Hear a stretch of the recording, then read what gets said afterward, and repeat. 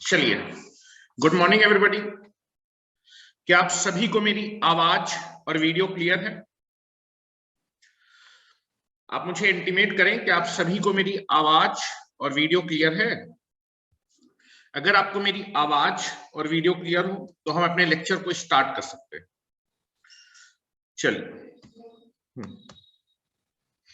चलिए, तो मेरे ख्याल से सभी को आवाज और वीडियो क्लियर होगी।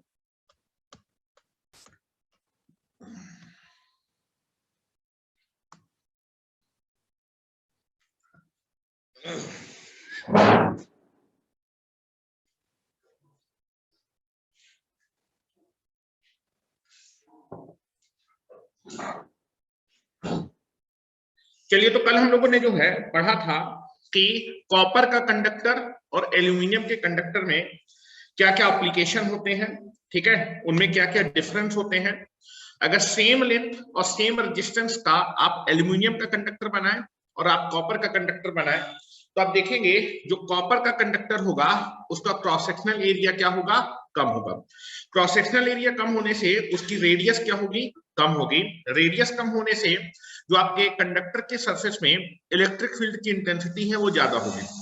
इलेक्ट्रिक फील्ड की इंटेंसिटी अगर ज्यादा होगी और अगर इलेक्ट्रिक फील्ड की इंटेंसिटी आपकी एयर की डाइलेक्ट्रिक डिस्टेंस से ज्यादा होगी तो एयर का आयनाइजेशन हो जाएगा, जिसकी वजह से देयर इज आपका पावर का कंडक्शन या फिर करंट का कंडक्शन हो, जो कि जनरली हमें स्पार्किंग के फॉर्म में दिखता है। तो देयर इज आपका जो है कंडक्टर के सराउंडिंग में एयर का आयनाइजेशन होना बोलता है का that is the corona formation या फिर corona effect will be there. और इस कोरोना की वजह से आप देखेंगे स्पार्किंग के तौर पे पावर लॉस होता है, that is called corona power loss. और वहीं एल्यूमिनियम का जो कंडक्टर होगा उसका क्रॉस सेक्शनल एरिया ज्यादा होगा तो उसके सरफेस पे इलेक्ट्रिक फील्ड की इंटेंसिटी क्या होगी, कम होगी। इलेक्ट्रिक फील्ड की इंटेंसिटी कम होने का मतलब इलेक्ट्रिक फ्लक्स लाइन आपकी क्या होंगी, कम होंगी, दूर दूर होंगी, जिसकी वजह से एल्यूमिनियम के कंडक्टर में कोरोना पावर लॉस या फिर corona loss will be reduce, जिसकी वजह से आप जनरली ट्रांसमिशन के केस पे, क्योंकि हाई वोल्टेज पे आप पावर को ट्रांसमिट करते हैं, तो आपका जो एल्यूमिनियम का कंडक्टर होगा उसके सरफेस में जो इलेक्ट्रिक फील्ड इंटेंसिटी है कम होगी, जिसकी वजह से कोरोना फॉर्मेशन का चांस कम रहेगा।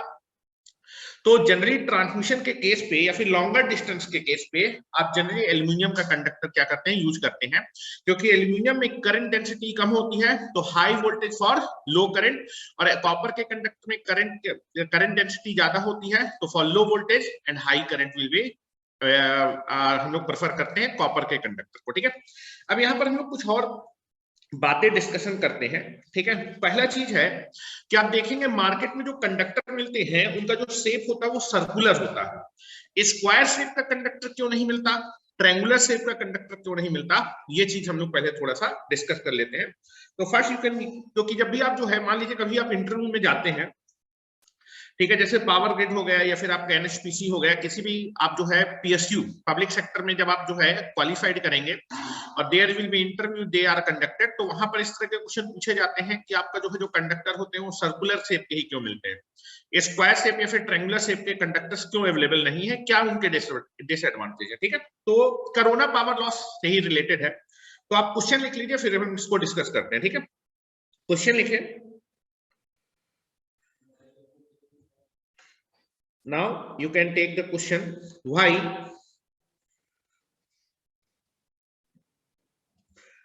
the circular shape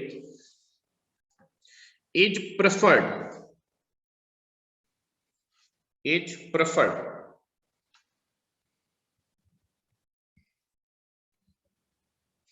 preferred for making the conductor,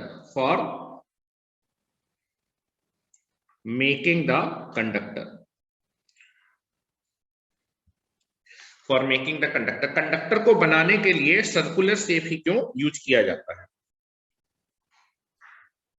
ठीक है। तो मैं सर्कुलर शेप ही प्रेफर करते हैं, क्यों स्क्वायर और ट्रायंगुलर शेप प्रेफर नहीं करते हैं। तो मैं तीनों शेप पहले बना देता हूं और फिर उसके बारे में डिस्कशन स्टार्ट करते हैं, ठीक है। तो now I can be make a circular shape of the conductor, ठीक है। आपका क्वेश्चन है why the circular shape is preferred for making the conductor, conductor को बनाने के लिए जनरली सर्कुलर शेप ही क्यों प्रेफर्ड किया जाता है, ठीक है। नाउ तो first we will go for the circular shape of the conductor, ठीक है। Next is square shape of the conductor,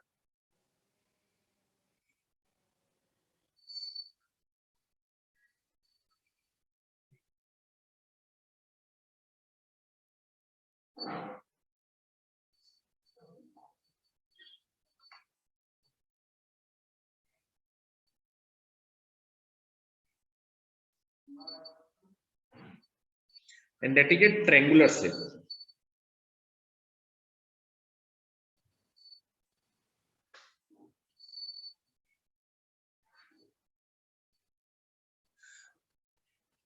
ठीक है। तीन शेप मैंने बनाए हैं, this is a circular shape, this is A square shape and this is the triangular shape, ठीक है। इन तीनों शेप में से हम लोग सर्कुलर शेप ही क्यों प्रेफर करते हैं।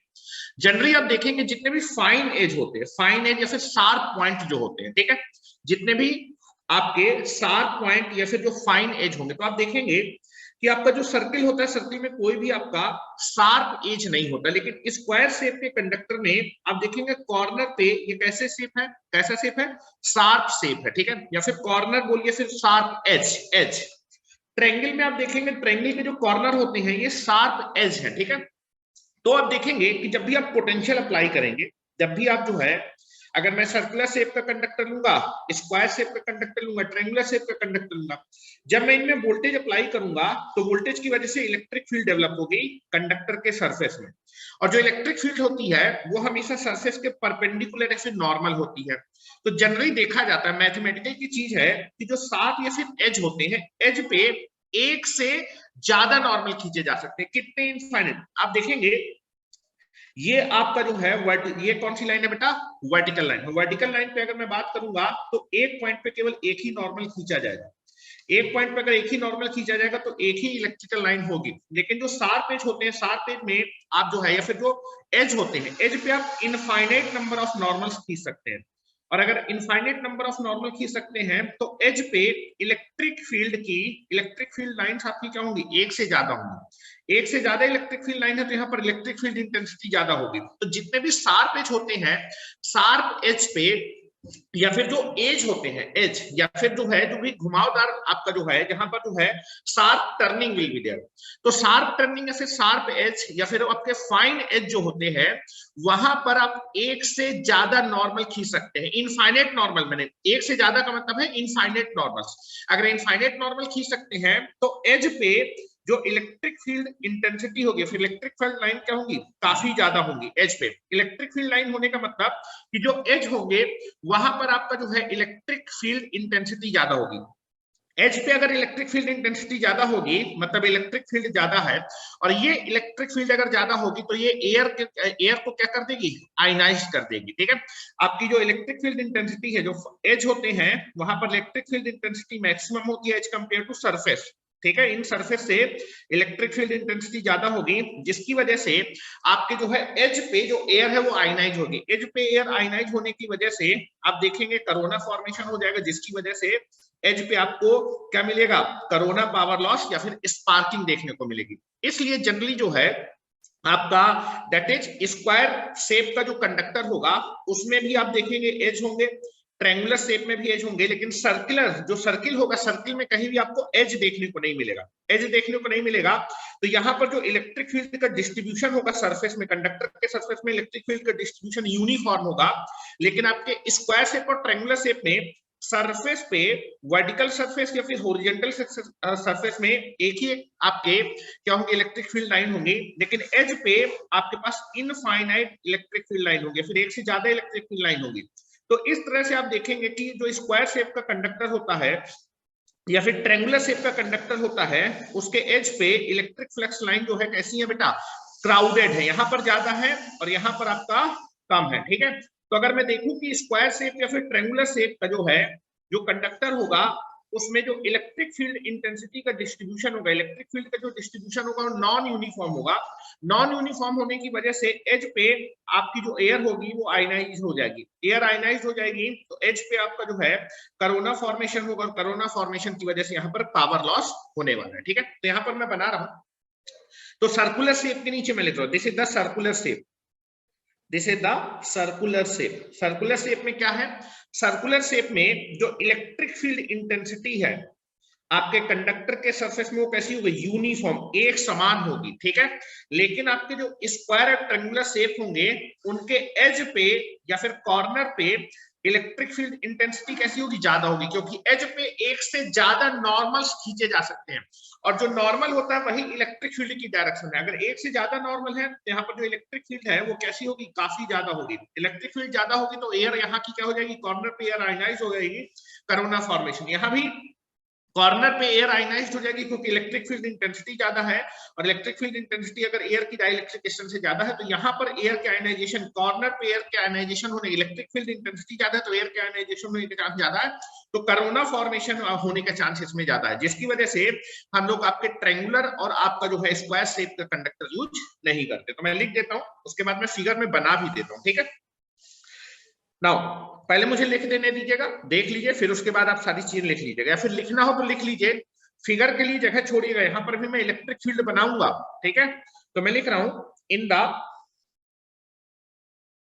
लिखना हो लिख लीजिए मेरे नीचे से, in the circular shape, circular shape conductor, in the circular shape conductor. ठीक है, सर्कुलर शेप के कंडक्टर में कोई भी आपका शार्प एज नहीं है, आपका जो स्मूथ सरफेस है, स्मूथ सरफेस में एक पॉइंट पे एक ही नॉर्मल खींचा जा सकता है, तो जो इलेक्ट्रिक फील्ड का डिस्ट्रीब्यूशन होगा वो कैसा होगा, यूनिफॉर्म होगा। बना देता हूं यहां, इलेक्ट्रिक फील्ड का डिस्ट्रीब्यूशन कैसा होगा सर्कुलर शेप वाले में, यूनिफॉर्म, एक समान होगा। इलेक्ट्रिक फील्ड लाइंस का डिस्ट्रीब्यूशन या फिर इलेक्ट्रिक फील्ड इंटेंसिटी या फिर इलेक्ट्रिक फ्लक्स लाइन का जो डिस्ट्रीब्यूशन होगा वो एक समान होगा, यूनिफॉर्म होगा। हर जगह पे एक समान इलेक्ट्रिक फील्ड इंटेंसिटी होगी।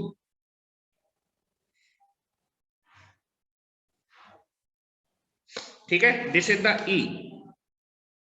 ठीक है, तो मैं लिख रहा हूं दिस इज जो इलेक्ट्रिक फील्ड इंटेंसिटी का डिस्ट्रीब्यूशन है circular shape, in circular shape conductor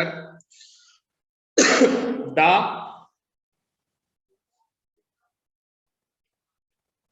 electrical या फिर इलेक्ट्रिक फील्ड इंटेंसिटी, इंटेंसिटी और electric flux line, electric field intensity distribution या फिर इलेक्ट्रिक फ्लक्स लाइन और electric flux line distribution, distribution is uniform, uniform on the surface of the conductor. Circular shape के conductor के surface पे जो electric flux line का distribution होता है वो यूनिफॉर्म होता है, एक समान। हर एक पॉइंट पे इलेक्ट्रिक फील्ड एक जैसी होगी, इलेक्ट्रिक फील्ड ना तो आपकी कहीं कम होगी ना तो ज्यादा, हर जगह पे इलेक्ट्रिक फील्ड का डिस्ट्रीब्यूशन एक जैसा होगा। लेकिन स्क्वायर शेप और ट्रायंगुलर शेप में बात करते हैं, किसमें, स्क्वायर शेप और ट्रायंगुलर शेप। जैसे सर्कुलर शेप लिख देता हूं, सर्कुलर शेप कंडक्टर, जैसे square shape conductor, this is triangular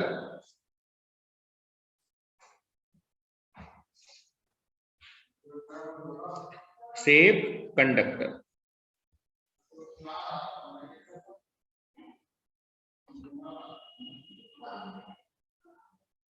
ठीक है, यहां पर क्या होगा, देखो फाइन और शार्प एज पे, हेलो, फाइन और शार्प एज में इनफाइनाइट नॉर्मल खींच सकते हैं, इनफाइनाइट नॉर्मल्स। तो बेटा फाइन एज या फिर एज पे इलेक्ट्रिक फील्ड इंटेंसिटी या फिर इलेक्ट्रिक फ्लक्स लाइन काफी ज्यादा होंगी, ठीक है। तो बना रहा हूं, दैट इज जो शार्प एज है या फिर कॉर्नर्स, फाइन एज जो होते हैं वहां पर इलेक्ट्रिक फील्ड इंटेंसिटी मैक्सिमम होगी, यहां पर आपकी इलेक्ट्रिक फील्ड लाइन बहुत ज्यादा होंगी। यहां पर ये वाला कैसा है, ये कैसा है बेटा, एक समान यूनिफॉर्म आपका जो वर्टिकल लाइन है, यहां पर इलेक्ट्रिक फील्ड इंटेंसिटी कम होगी, फाइन एज पे इलेक्ट्रिक फील्ड इंटेंसिटी ज्यादा होगी क्योंकि इनफाइनाइट नॉर्मल है, ठीक है। स्मूथ सरफेस, ये स्मूथ सरफेस है, ये स्मूथ सरफेस है, लेकिन एज पे electric field intensity is very very high, ठीक है। एज पे electric field intensity is very very high, infinite normals will be there. Edge पे ये वाली लाइन भी नॉर्मल होगी, ये भी नॉर्मल होगी, ये भी नॉर्मल, एक से ज्यादा नॉर्मल खींच सकते हैं एज पे, ठीक है। और स्मूथ सरफेस पे एक पॉइंट पे केवल एक ही नॉर्मल खींचा जा सकता है,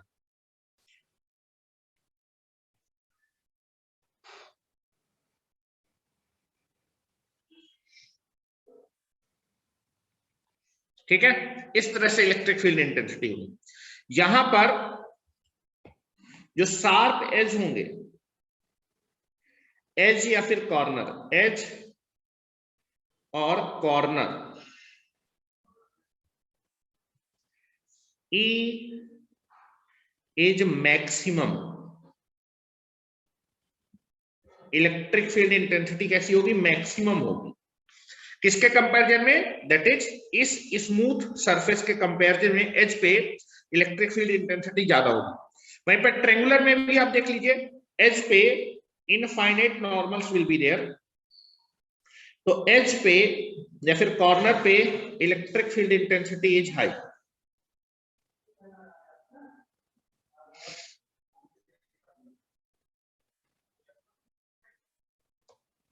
ठीक है। सरफेस स्मूथ होगा तो यहां पर एक समान होगी।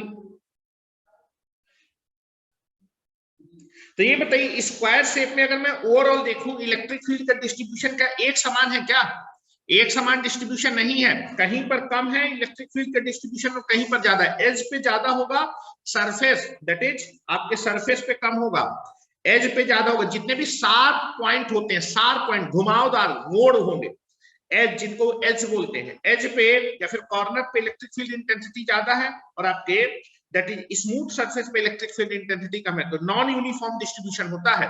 नॉन यूनिफॉर्म डिस्ट्रीब्यूशन की वजह से एज पे आपकी इलेक्ट्रिक फील्ड इंटेंसिटी ज्यादा है, तो उसकी वजह से आपका जो है कोरोना फॉर्मेशन होने का चांस ज्यादा है। एज पे आपका कोरोना जल्दी फॉर्म हो जाएगा, और एज पे कोरोना फॉर्म हो जाएगा तो यहां से पावर क्या होने लगेगी, power loss, there is a आपका जो है स्पार्किंग के तौर पे पावर लॉस होने लगेगा, ठीक है, जिसकी वजह से इस कंडक्टर में पावर लॉस ज्यादा होगा, ठीक है।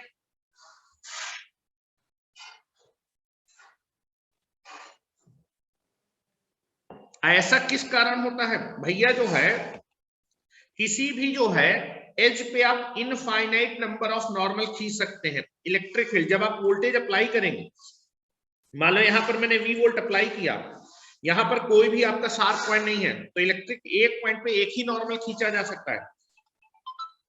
यहां पर वोल्टेज अप्लाई करेंगे, यहां पर जब आप वोल्टेज अप्लाई करेंगे तो जो एज होंगे वहां पर इनफाइनाइट नॉर्मल, इलेक्ट्रिक फील्ड हमेशा सरफेस के नॉर्मल होती है, तो यहां पर अगर इनफाइनाइट नॉर्मल है तो इलेक्ट्रिक फील्ड लाइन भी काफी ज्यादा होंगी, ठीक है। और जब यहां पर वोल्टेज अप्लाई करेंगे तो एज पे इनफाइनाइट नंबर ऑफ नॉर्मल्स होंगे, अगर इनफाइनाइट नंबर ऑफ नॉर्मल होंगे तो इलेक्ट्रिक फील्ड लाइंस भी आपकी एक से ज्यादा होंगी। एक से ज्यादा होने का मतलब अगर लाइन ज्यादा है तो इलेक्ट्रिक फील्ड इंटेंसिटी ज्यादा है, तो यहां पर कॉर्नर पे एयर जल्दी आयनाइज हो जाएगी। तो इस शेप में आपका यहाँ पर कॉर्नर पे मैक्सिमम है तो एयर आयनाइज हो जाएगी, यहां से आपका क्या होगा, कोरोना, एज पे कोरोना फॉर्मेशन हो जाएगा जिसकी वजह से पावर लॉस होगा। यहाँ पावर लॉस होने का चांस कम है, इलेक्ट्रिक फील्ड यहाँ पर पूरे पूरे सरफेस में कम है, और यहाँ पर आपका इलेक्ट्रिक फील्ड डिस्ट्रीब्यूशन कैसा है, नॉन यूनिफॉर्म, और एज पे मैक्सिमम है जिसकी वजह से कोरोना यहाँ पर जल्दी फॉर्म हो जाएगा, जिसकी वजह से इसमें कोरोना पावर लॉस होगा। इसलिए स्क्वायर या ट्रायंगुलर शेप प्रेफर नहीं करते। लिख रहा हूं, दैट इज इन दोनों पे लिख रहा हूं, इन दोनों के लिए दैट इज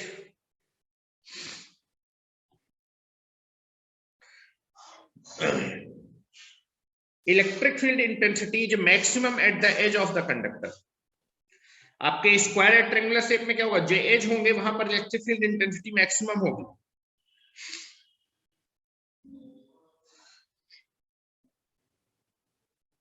या फिर ये लिखो, in the sharp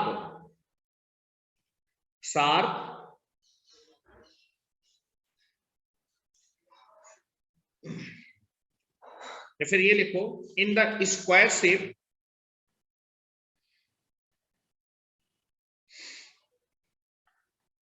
in the square shape conductor and triangular shape conductor. In the square shape conductor and triangular shape conductor, the electric field intensity distribution on the surface of the conductor is non-uniform. देखो क्या पूरे surface में एक समान है, क्या कहीं पर ज्यादा है, एज पे ज्यादा है और आपके स्मूथ सरफेस पे कम है, तो एक समान नहीं है, तो that is called non uniform distribution. In the square shape conductor and triangular shape conductor, the electric field intensity or electric flux line distribution, electric flux line distribution is non-uniform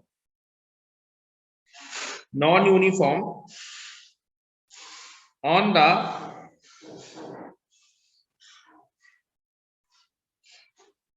surface of the conductor.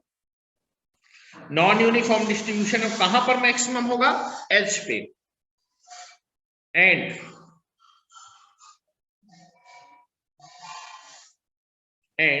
Electric field intensity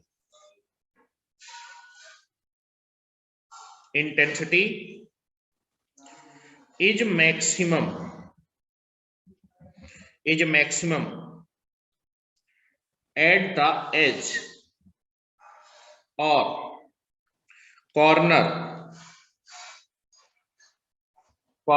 or sharp edge, sharp turning point. Sharp point बोलिए या फिर बोल सकते हैं sharp turning point. Suddenly जहां पर आपका change हो रहा है, sharp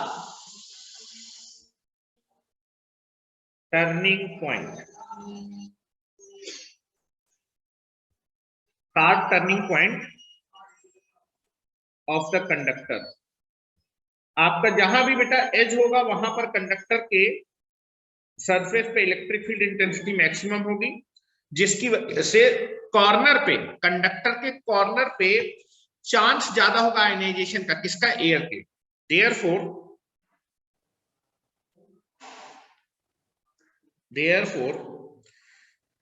the chance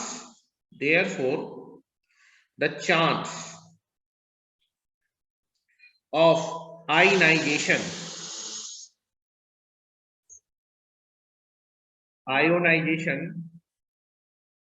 of surrounding air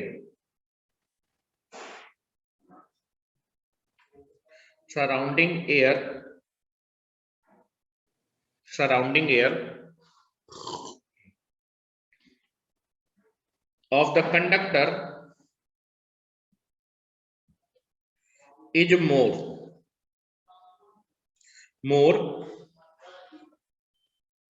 in the square shape and triangular shape conductor. Square shape conductor and triangular shape conductor as compare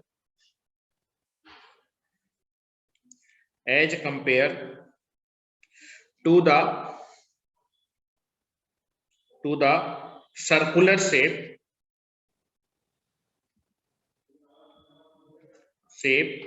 conductor. इसलिए जनरली सर्कुलर शेप के conductor में ionization का चांस कम है, वहीं square और triangular shape के conductor में as पे एयर आज आपकी जल्दी आयनाइज, एयर के आयनाइजेशन होने के मतलब कोरोना फॉर्मेशन उसमें जल्दी होगा. स्क्वायर और ट्रायंगुलर शेप के कंडक्टर में कोरोना फॉर्मेशन जल्दी होगा, जबकि सर्कुलर में आपका जो है कोरोना फॉर्मेशन का चांस कम है, जिसकी वजह से हम लोग केवल और केवल सर्कुलर शेप ही जनरली प्रेफर करते हैं.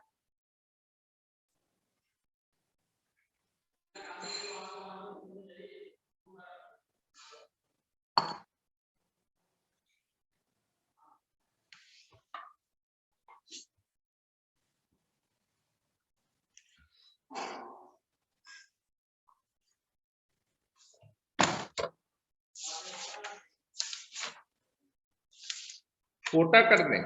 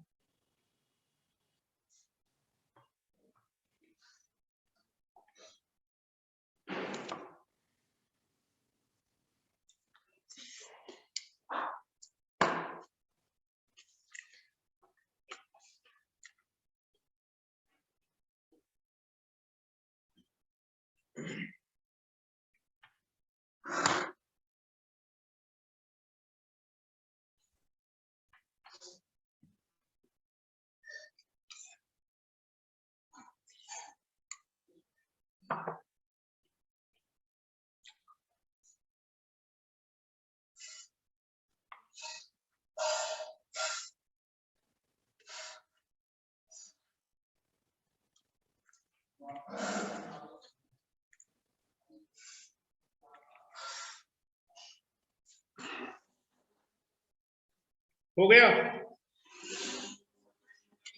चलो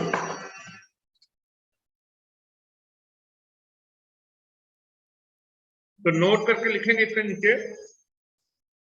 hence we always make the conductor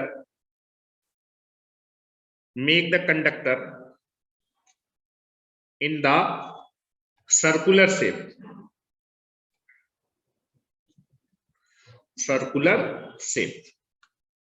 ठीक है, इसलिए हम लोग जनरली सर्कुलर शेप के कंडक्टर ही क्या करते हैं, बनाते हैं. ठीक है.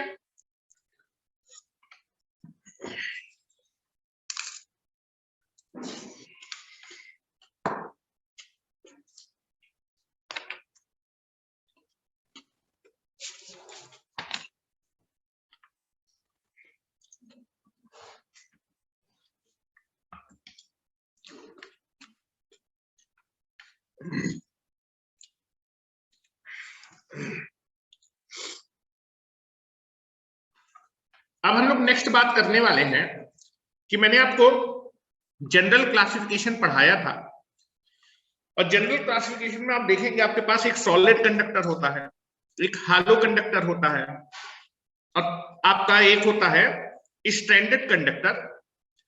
स्ट्रैंडेड कंडक्टर भी दो प्रकार के होते हैं, homogeneous stranded conductor, composite stranded conductor, और एक होता है आपके पास बंडल्ड कंडक्टर.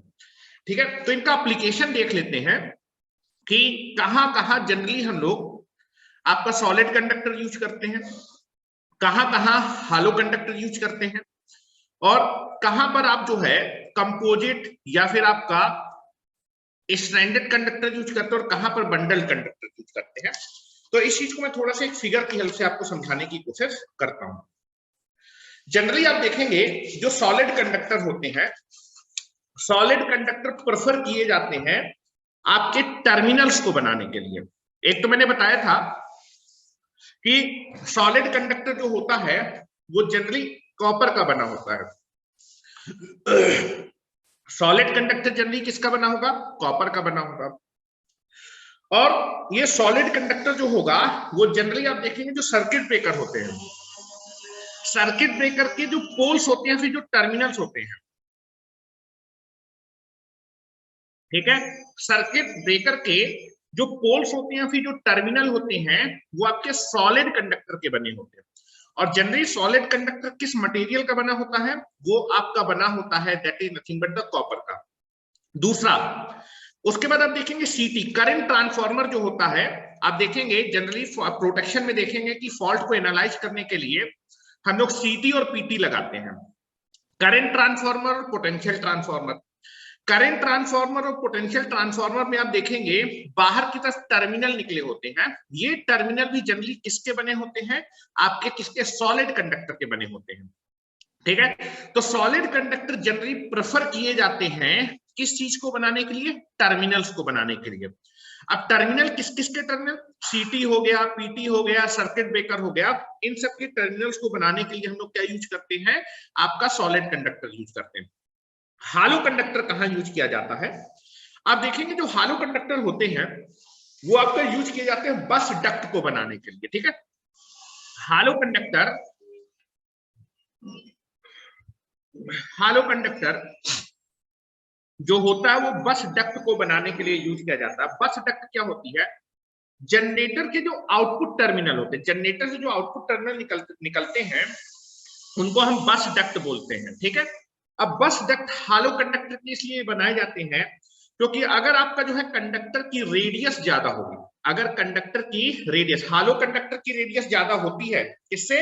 आपका सॉलिड कंडक्टर से।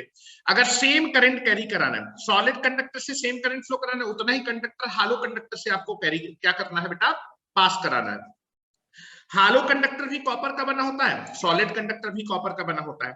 तो फॉर सेम करंट रेटिंग, अगर मान लीजिए 10 एम्पियर करंट मुझे सॉलिड से फ्लो करना है, 10 एम्पियर का हालो कंडक्टर से करंट फ्लो कराना है, तो दोनों में कॉपर का मटेरियल सेम होना चाहिए, ठीक है। दोनों में कॉपर का मटेरियल क्या होना चाहिए? सेम होना चाहिए, तभी आपका सेम करंट पास करेगा।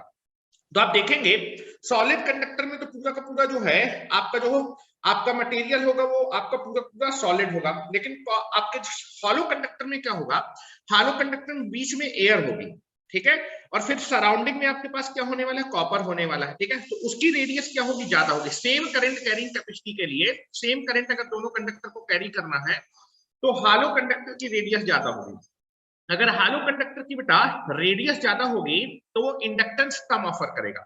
अगर इंडक्टिव इफेक्ट कम होगा तो इंडक्टिव रिएक्टेंस कम होगा, और इंडक्टिव रिएक्टेंस कम होगा तो उसकी पावर ट्रांसफर कैपेबिलिटी ज्यादा होगी। हालो कंडक्टर की पावर ट्रांसफर कैपेबिलिटी ज्यादा होती है। जनरेटर से आप मैक्सिमम पावर ट्रांसफर करना चाहते हैं, या फिर जितनी भी पावर जनरेटर के अंदर जनरेट हो रही है वो सारी पावर को आप आउटपुट टर्मिनल में ट्रांसफर करना चाहते हैं, इसलिए आप जनरली कौन सा कंडक्टर यूज करते हैं? जनरेटर के आउटपुट टर्मिनल में हालो कंडक्टर यूज किया जाता है। हालो कंडक्टर यूज करने का एक एडवांटेज और है कि हालो कंडक्टर में स्किन और परॉक्सिमिटी इफेक्ट कम होता है, ठीक है। कौन सा इफेक्ट? स्किन और परॉक्सिमिटी इफेक्ट कम होता है। स्किन और परॉक्सिमिटी इफेक्ट अभी थोड़ा सा मैं डिस्कशन करूंगा, बाकी मैं आपको जो है जब ये टॉपिक कंप्लीट हो जाएगा तो will discuss detail discussion of skin effect and proximity, ठीक है, उसको बिल्कुल डिटेल में डिस्कस करेंगे, लेकिन अभी मैं थोड़ा बहुत आपको ओवरव्यू दे दूंगा कि क्या होते हैं। स्किन और परॉक्सिमिटी इफेक्ट की वजह से आपका जो है जो कंडक्टर होगा उसका रेजिस्टेंस बढ़ जाता है। तो आप देखेंगे सॉलिड कंडक्टर में स्किन और प्रॉक्सिमिटी इफेक्ट ज्यादा होगा, जिसकी वजह से उसका रेजिस्टेंस ज्यादा होगा। अगर रेजिस्टेंस ज्यादा होगा तो पावर लॉस क्या होगा? उसमें ज्यादा होगा। पावर लॉस ज्यादा होगा तो आपके आउटपुट टर्मिनल में आपको कम पावर है, क्योंकि लॉस ज्यादा होगा तो इफिशिएंसी कम होगी, इफिशिएंसी का मतलब आउटपुट टर्मिनल पे पावर आपकी क्या होगी? कम।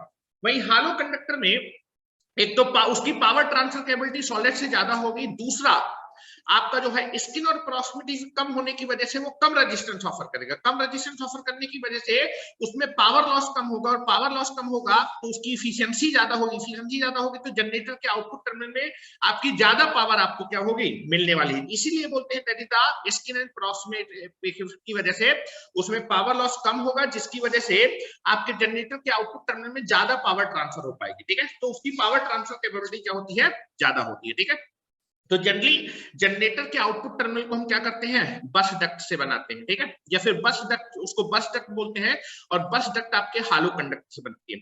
आइसोलेटर्स लगाए जाते हैं। ठीक है, आइसोलेटर कई बार क्या होता है कि हमें इक्विपमेंट्स को जो है आप सर्किट ब्रेकर के साथ साथ आइसोलेटर्स भी लगाते हैं। पहले सर्किट ब्रेकर के कॉन्टेक्ट क्लोज करते हैं, क्योंकि अगर आइसोलेटर नहीं लगाएंगे, आइसोलेटर क्या होते हैं कि जैसे सर्किट ब्रेकर ओपन हो जाता है तो आइसोलेट करके हटा देते हैं। अगर आइसोलेटर नहीं होंगे तो जैसे ही आपके सर्किट ब्रेकर कांटेक्ट होंगे, क्लोज होंगे, करंट आपका फ्लो करने लगेगा। ठीक है, जिसकी वजह से स्पार्किंग होने लगेगी। ठीक है, तो जनरली हम क्या करते हैं कि आइसोलेटर्स यूज करते हैं, और आइसोलेटर के जो टर्मिनल्स होते हैं या फिर जो आइसोलेटर्स होते हैं वो भी जनरली किसके बनाए जाते हैं, हालो कंडक्टर के बनाए जाते हैं। ठीक है, और ये भी आपका जो हालो कंडक्टर होता है कॉपर का कंडक्टर होता है।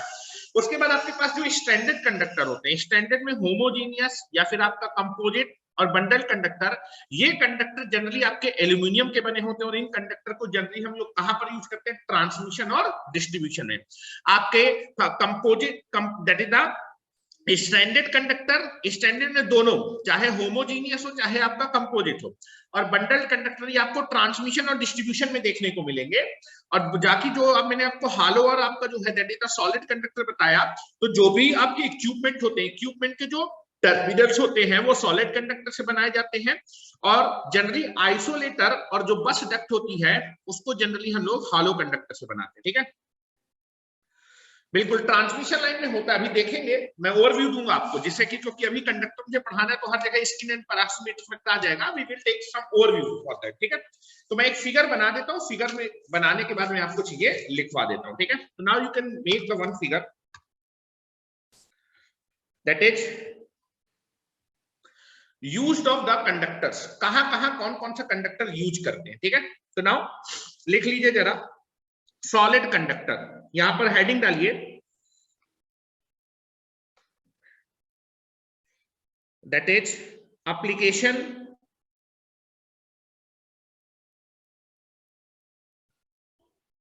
ऑफ कंडक्टर यूजेज, यूज कर दो, कंडक्टर जहां पर यूज किया जाता है उसका एप्लीकेशन मैं बता रहा हूं, कहां कहां कौन कौन सा कंडक्टर यूज किया जाता है। ठीक है, पहला बात करते हैं solid conductor, that is solid conductor. Solid conductor कहां कहां यूज किया जाएगा। सॉलिड कंडक्टर को हम लोग सिंगल स्ट्रैंड कंडक्टर भी बोलते हैं, दैट इज मुकेश मौर्य, आपका जो क्वेश्चन है कि स्किन एंड प्रॉक्सिमिटी इफेक्ट में क्या रिलेशन होता है, रिलेशन आपको मालूम चल जाएगा, आप थोड़ा सा पेशेंस रखो। ठीक है, जब मैं आपको डिस्कशन करूंगा तो जो डिस्कशन करूंगा वो करेगा नहीं कोई। ठीक है, जितना डिटेल में डिस्कशन करेंगे, लेकिन you can take the patience ना। आपको एकदम से तो मैं पिक्चर नहीं दिखा सकता हूं, जब टाइम आ जाएगा तो वी विल डिस्कस। ठीक है, that is single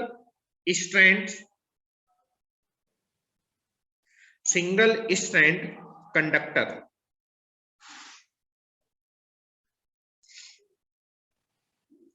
solid conductor का हम लोग कहां कहां यूज करते हैं उसका हम यूज देख रहे हैं। जनरली सॉलिड कंडक्टर जो होता है, पहला चीज है ये किसका बना होता है। सॉलिड कंडक्टर जनरली आपका किस मटेरियल का बना होता है, दैट इज कॉपर मटेरियल का बना होता है। Solid conductor is made up copper material. पहला चीज, सॉलिड कंडक्टर कॉपर मटेरियल का बना होता है। अभी डिस्कस करें सॉलिड कंडक्टर को भी मैं लिखाऊंगा क्या एडवांटेज है क्या डिसएडवांटेज है, लेकिन अभी हम थोड़ा सा ओवरव्यू देख रहे हैं। और जनरली सॉलिड कंडक्टर हम कहां कहां यूज करते हैं? टर्मिनल्स को बनाने के लिए, ठीक है, इक्विपमेंट्स के टर्मिनल्स को बनाने के लिए।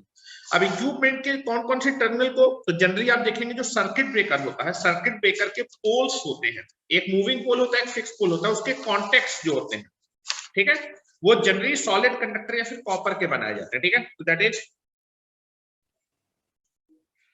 सर्किट ब्रेकर पोल्स, पोल्स बोलिए या फिर आप उसको बोल सकते हैं कॉन्टेक्ट्स,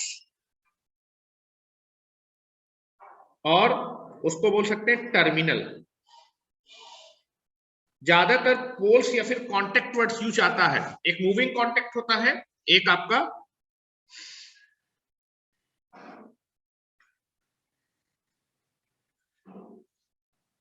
कॉन्टेक्ट और टर्मिनल्स, ठीक है। दूसरा दैट इज सीटी और पीटी, जो कि प्रोटेक्शन के लिए यूज करते हैं, that is current transformer, current transformer,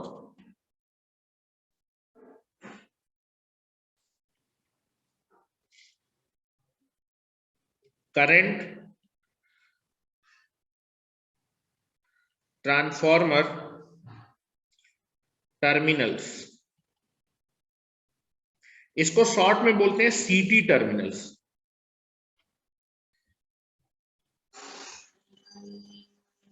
and PT terminals, potential transformer.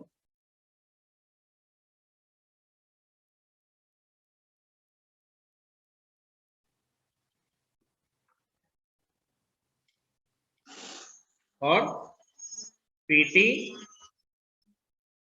Terminals, ठीक है, एक्सेट्रा विल बी देयर, ठीक है, इसके आगे लिख लीजिए दैट इज ईटीसी। तो जनरली इक्विपमेंट्स के टर्मिनल्स को बनाने के लिए हम लोग सॉलिड कंडक्टर्स यूज करते हैं। जनरली हम लोग इक्विपमेंट्स के, जो भी इक्विपमेंट होते हैं उनके टर्मिनल जनरली सॉलिड कंडक्टर के ही बनाए जाते हैं, ठीक है।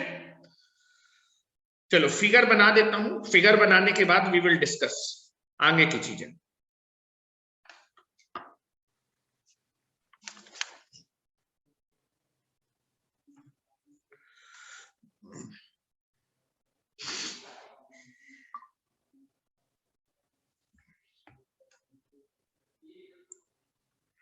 सेकेंड, या फिर फिगर बना लेते हैं पहले। आप देखेंगे जनरेशन आप करते हैं किसकी हेल्प से? जनरेटर की हेल्प से, ठीक है। जनरेटर के जो आउटपुट टर्मिनल होते हैं वो आपके बस डक्ट कहलाते हैं, बस डक्ट, ठीक है, वो डायरेक्टली बस से कनेक्ट होते हैं, ठीक है, बस डक्ट कहलाते हैं, और वो जनरली हालो कंडक्टर के बने होते हैं, ठीक है। तो नाउ ये मेरा जनरेटर है, मान लीजिए ये मेरा जनरेटर है, दिस इज जनरेटर, ठीक है। और जो जनरेशन आपका होता है वो जनरली 3 फेज में होता है, और 11 या फिर आपका 22, पहले 11 केवी होता है, 22 केवी पे होता है, लिख देते हैं। जनरली 22 केवी पे जनरेशन होता है, 3 फेज जनरेशन होता है, तो 3 फेज निकलते हैं, तो जनरेटर के आउटपुट टर्मिनल 3 फेज निकलेंगे। जो टर्मिनल निकलते हैं, आउटपुट टर्मिनल होते हैं, वो हालो कंडक्टर के बनाए जाते हैं। क्यों बनाए जाते हैं वी विल डिस्कस। यहां मैं हॉलो कंडक्टर दिखा रहा हूं,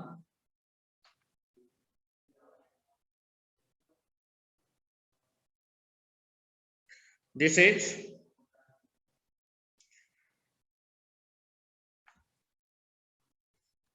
ये आपके बस डक्ट कहलाते हैं।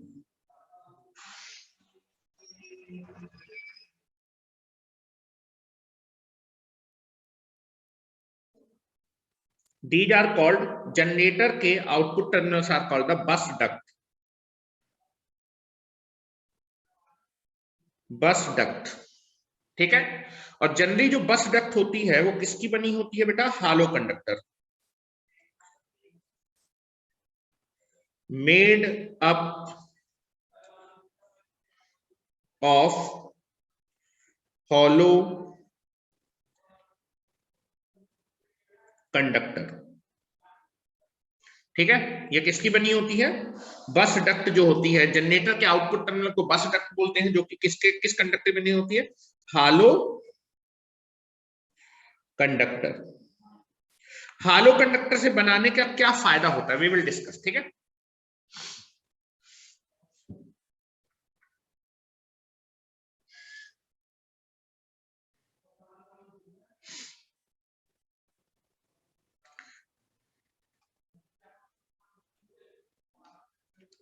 ये आपके आउटपुट टर्मिनल है जनरेटर के, जिनको बस डक्ट बोलो। This is the output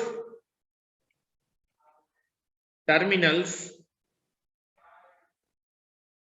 of generator, जिसको कि मैं क्या बोल रहा हूं, जिसको हम लोग बस डक्ट बोलते हैं, जिसको कि हम लोग क्या बोलते हैं,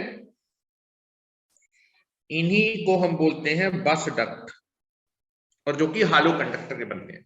एडवांटेज क्या है जनरेटर के आउटपुट टर्मिनल को हालो कंडक्टर से बनाने का, ये मैं लिख देता हूं नीचे। पहले तो हम देखेंगे जो हालो कंडक्टर होता है और सॉलिड कंडक्टर, उसमें क्या अंतर होता है। For same current carrying capacity, for same current carrying capacity,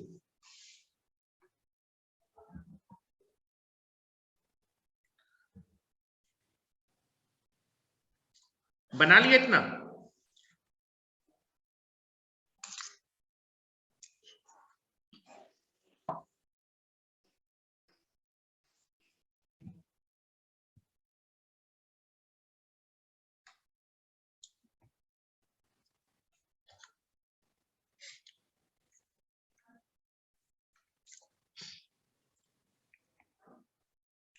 Now, for same current carrying capacity,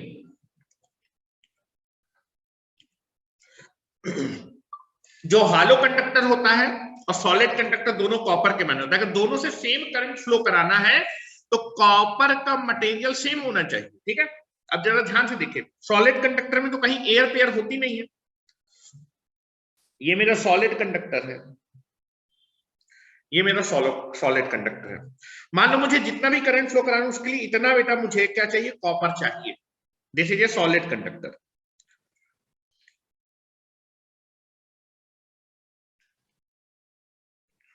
solid conductor, ठीक है, ये सॉलिड कंडक्टर है। This is the radius r, ठीक है। जितना करंट ये सॉलिड कंडक्टर कैरी करा, उतना करंट अगर हॉलो कंडक्टर से फ्लो करता उतना ही कॉपर हॉलो में भी होना चाहिए। लेकिन हॉलो में बीच में क्या होता है, एयर होती है, ठीक है। तो हमें क्या करना होता है कि एयर होगी, बीच में एयर होगी, बाकी में हमें इतना ही कॉपर लगाना पड़ेगा। तो कुछ ऐसा शेप आएगा, मतलब उसका जो रेडियस या फिर क्रॉस सेक्शनल एरिया ज्यादा होगा। यहां पर बीच में एयर होगी, ध्यान से देखिए, यहां पर इतने में तो एयर है। अब इतना कॉपर आपको चाहिए करंट फ्लो कराने के लिए, तो कॉपर हम जो है यहां पर लगा रहे हैं।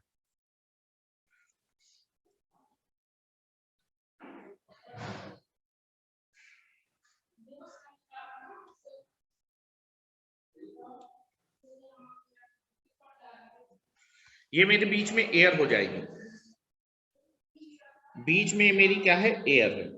अब उतना ही कॉपर लगाना है, उतना कॉपर लगाएंगे तो थोड़ा सा क्रॉस सेक्शनल एरिया बढ़ जाएगा।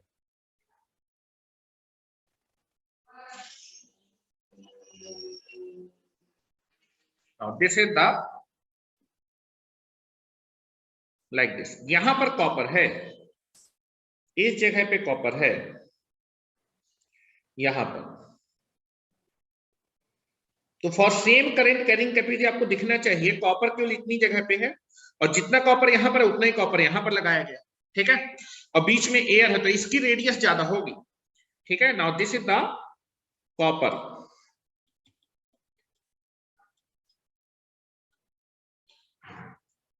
यहां मैं बना देता हूं, यहां पर कौन सा मटेरियल लगा हुआ है, यहां पर आपका कॉपर मटेरियल लगा है। जहां मैंने शेड किया है, शेडेड एरिया पे कॉपर लगा हुआ, और उतना ही कॉपर चाहिए अगर सेम करंट फ्लो कराना है इससे भी,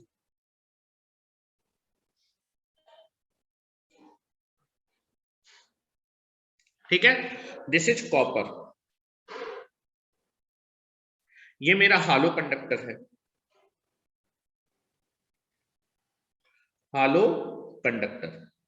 तो पहला चीज आपको दिखा, for same current carrying capacity, जो हालो कंडक्टर होता है उसकी रेडियस क्या होती है, ज्यादा होती है। अगर मैं इसकी रेडियस निकालूं तो this is the radius of hollow, radius of solid.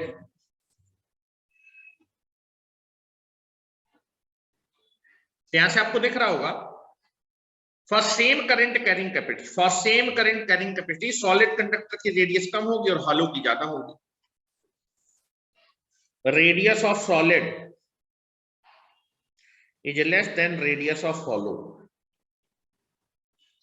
पहला आपको ये क्लियर होनी चाहिए, for same current carrying capacity,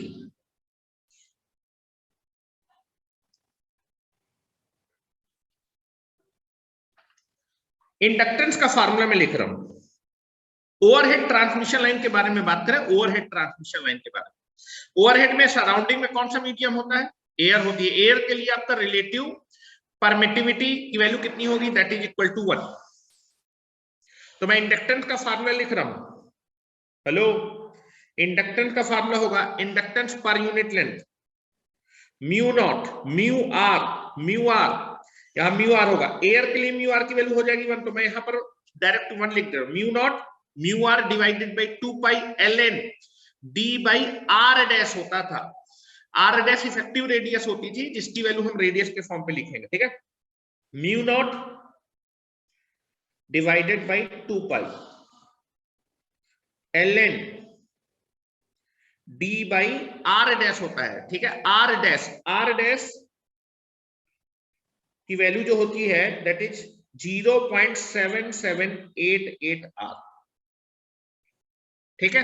ये ध्यान रखिए, this is the formula for inductance per unit length for overhead transmission है, ठीक है। अंडरग्राउंड के लिए यहां पर रिलेटिव परमिटिविटी रखनी पड़ेगी। ओवरहेड के लिए रिलेटिव परमिटिविटी एयर की 1 होती है, तो इसलिए यहां पर मैंने म्यू आर नहीं लिखा, म्यू आर की वैल्यू 1 है, ठीक है। अब जरा ध्यान से देखिए, सॉलिड कंडक्टर की रेडियस क्या होती है, कम होती है। अगर रेडियस कम होगी तो दैट इज इंडक्टेंस क्या होगा, ज्यादा होगा। और बेटा हालो कंडक्टर की रेडियस ज्यादा होती है तो इंडक्टेंस उसका क्या होगा, कम होगा। तो देख रहा है बेटा, जिस कंडक्टर की रेडियस क्या होगी, कम होगी, उसका इंडक्टेंस क्या होगा, ज्यादा होगा, ठीक है। और जिस कंडक्टर की बेटा रेडियस क्या होगी, ज्यादा होगी, उसका इंडक्टेंस कम होगा, ठीक है। ये आपको दिखा। तो बोल सकते हैं क्योंकि सॉलिड की रेडियस कम है तो वो ज्यादा इंडक्टेंस ऑफर करेगा, that is inductance of solid conductor is greater than inductance of hollow conductor. और बेटा inductive reactance XL is equal to होता है what, that is omega l, omega l. Inductive reactance यही होता है। एसी के case में बात करें, एसी ट्रांसमिशन पढ़ रहे हैं, ठीक है। तो यहां से आप लिख सकते हैं जो इंडक्टिव रिएक्टेंस है वो इंडक्टेंस के प्रोपोर्शनल है, तो XL is proportional to l. जिस कंडक्टर का इंडक्टेंस ज्यादा होगा, ध्यान से देखिए, जिस कंडक्टर का इंडक्टेंस ज्यादा होगा, जिस कंडक्टर का इंडक्टेंस ज्यादा होगा वो ज्यादा रिएक्टेंस ऑफर करेगा। जिस कंडक्टर का इंडक्टेंस कम होगा वो कम रिएक्टेंस ऑफर करेगा। क्योंकि सॉलिड कंडक्टर का इंडक्टेंस ज्यादा है तो सॉलिड कंडक्टर का रिएक्टेंस भी क्या होगा, इंडक्टिव रिएक्टेंस किसका, सॉलिड का ज्यादा होगा, हालो का कम होगा।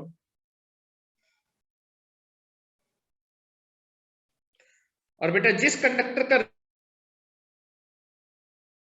रिएक्टिव पावर ट्रांसफर कैपेबिलिटी,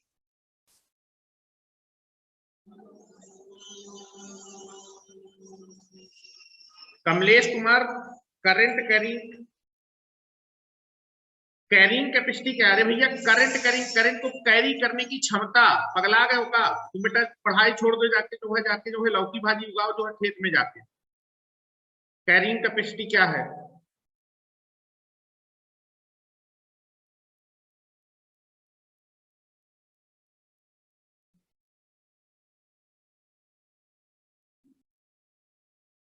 पगला वगला गए हो का, फर्जी के डाउट में लिखा करो। चलो अब देखते हैं पावर ट्रांसफर कैपेबिलिटी, मैंने आपको बताई थी ट्रांसमिशन लाइन में, ठीक है, that is P is equal to क्या था, P मैक्स, या फिर आप लिख सकते हैं P मैक्स क्या था बेटा, VS VR divided by inductive reactance into sine delta. जिस कंडक्टर का इंडक्टिव रिएक्टेंस ज्यादा होगा, जिस कंडक्टर का इंडक्टिव रिएक्टेंस ज्यादा हो उसकी पावर ट्रांसफर कैपेबिलिटी कम होगी, वो कम पावर को ट्रांसफर कर पाएगा, और जिस कंडक्टर का इंडक्टिव रिएक्टेंस कम होगा वो ज्यादा पावर को ट्रांसफर कर पाएगा। तो आपको दिख रहा है बेटा, दैट इज सॉलिड कंडक्टर का इंडक्टिव रिएक्टेंस ज्यादा तो वो कम पावर को ट्रांसफर कर पाएगा, वहीं दैट इज आपके हालो कंडक्टर का इंडक्टिव रिएक्टेंस कम है तो उसकी पावर ट्रांसफर कैपेबिलिटी ज्यादा होगी, that is power transfer capability of solid conductor is less than the power transfer capability of hollow conductor. hollow conductor आपका ज्यादा पावर ट्रांसफर कर सकता है as compared to what, as compared to what, that is nothing but the solid. एक advantage ये हुआ।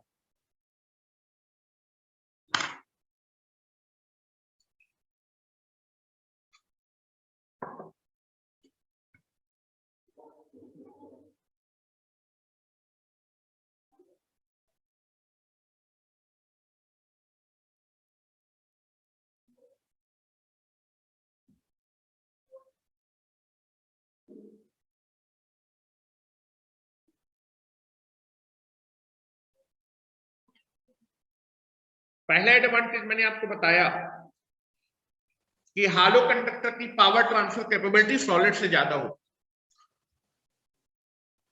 दूसरा ये बताओ किसमें कोरोना पावर लॉस कम होगा, किसमें कोरोना पावर लॉस ज्यादा होगा। जिसका क्रॉस सेक्शनल एरिया कम उसके सरफेस पे इलेक्ट्रिक फील्ड इंटेंसिटी ज्यादा, उसमें कोरोना पावर लॉस जल्दी होगा।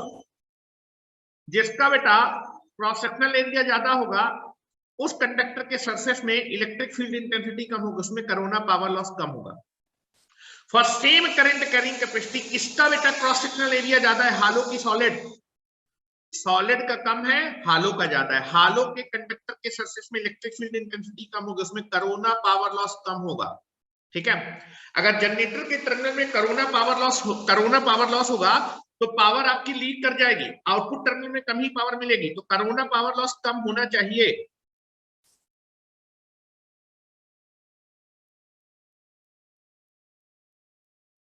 पहले इसको लिख लो फिर मैं ऊपर वाला भी दिखा देता।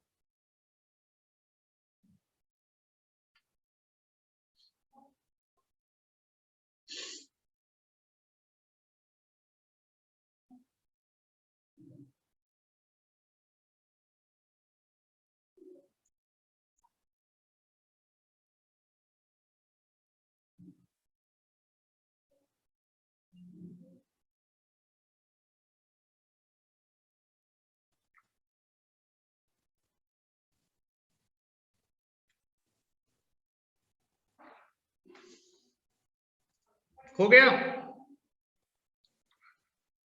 ये लीजिए फिगर देख लीजिए। अभी उस फिगर को कंप्लीट करेंगे, मैं आपको बता रहा हूं why the hollow conductor are preferred for making the bus duct.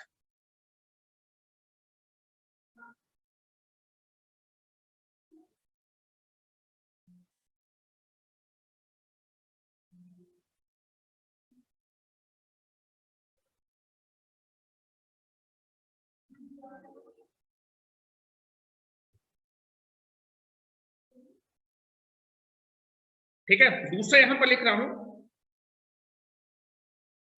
आपका जो सॉलिड कंडक्टर होगा उसमें कोरोना पावर लॉस आपका ज्यादा होगा क्योंकि इसका क्रॉस सेक्शनल एरिया कम होगा। For same current carrying capacity solid conductor की रेडियस या फिर आपका क्रॉस सेक्शनल एरिया कम है तो सॉलिड कंडक्टर है मोर चांस ऑफ कोरोना, मतलब corona power loss is more as compare to आपका दैट इज हॉलो कंडक्टर। तो यहां लिख रहा हूं in solid conductor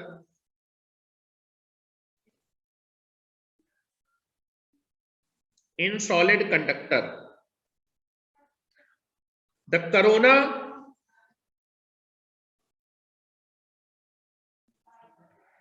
power loss is more, क्योंकि उसका क्रॉस सेक्शनल एरिया कम है तो इलेक्ट्रिक फील्ड इंटेंसिटी ज्यादा होगी। and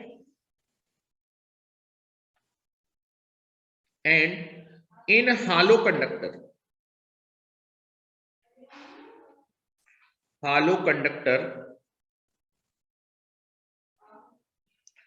the corona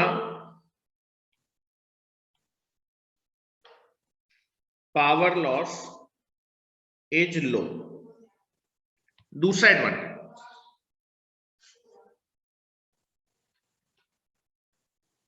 ठीक है। तो यहां पर समझ भी लीजिए,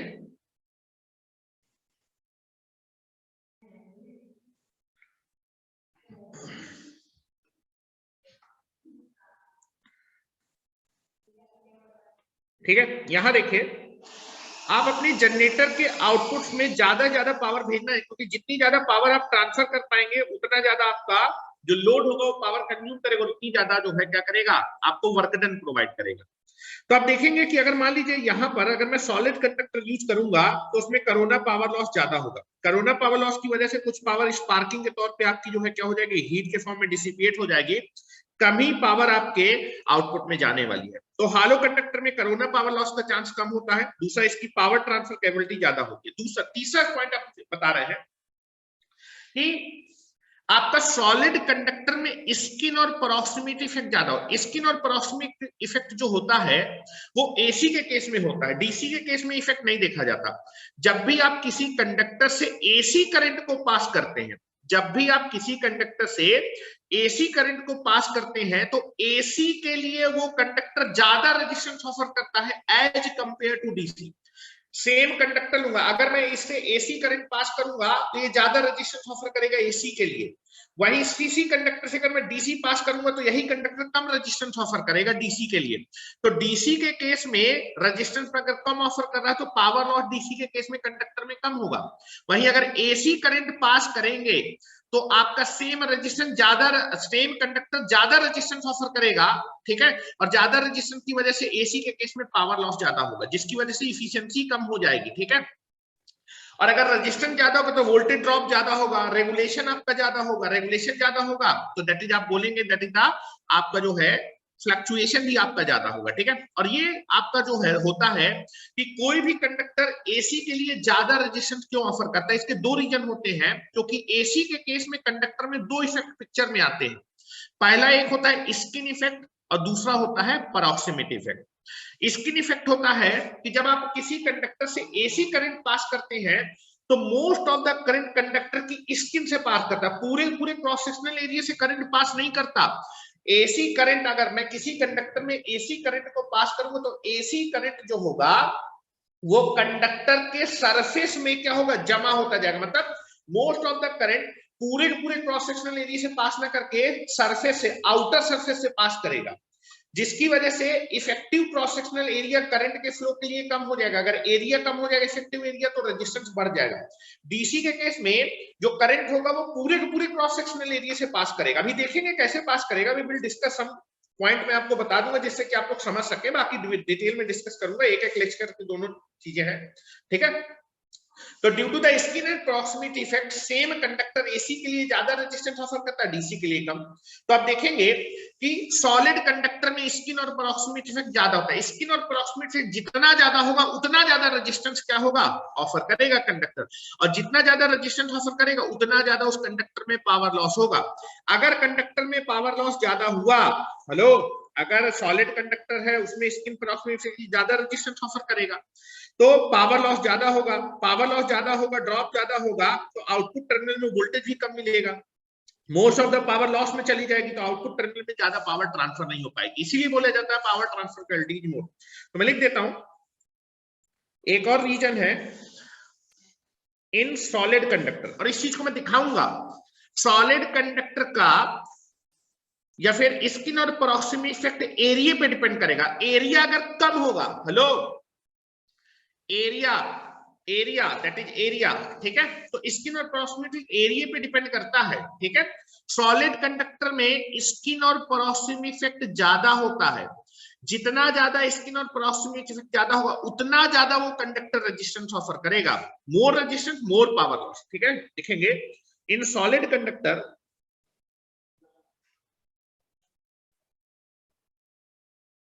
in a solid conductor the skin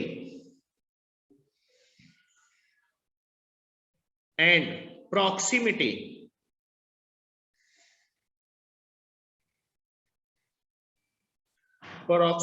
effect is more, so that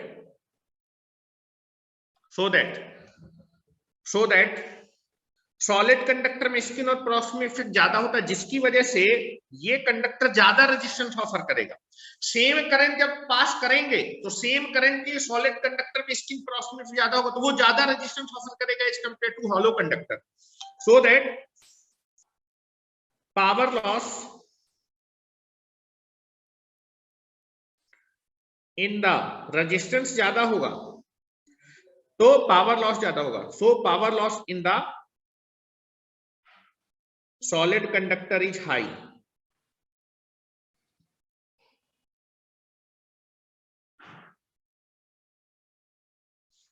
वही हालो कंडक्टर में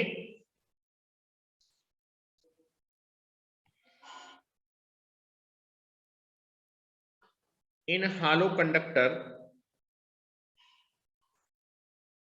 और ये मैं प्रूफ कर दूंगा आगे चल के, घबराइए नहीं, अभी आप लिखते जाइए कि आपको चीजें कुछ समझ में आती जाए कैसे ऐसा होगा आगे चल के। Skin and proximity effect is less.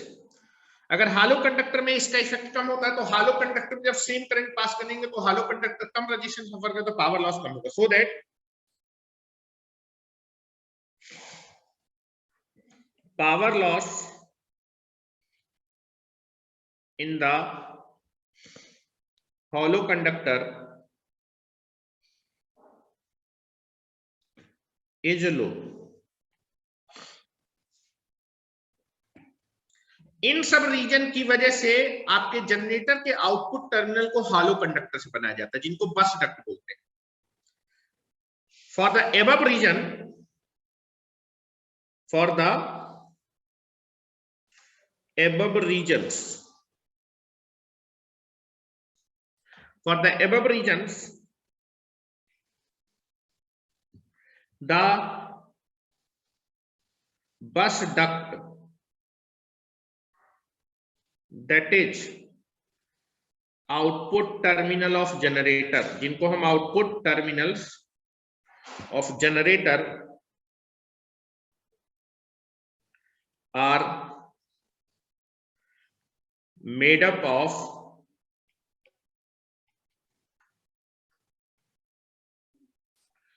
hollow conductor।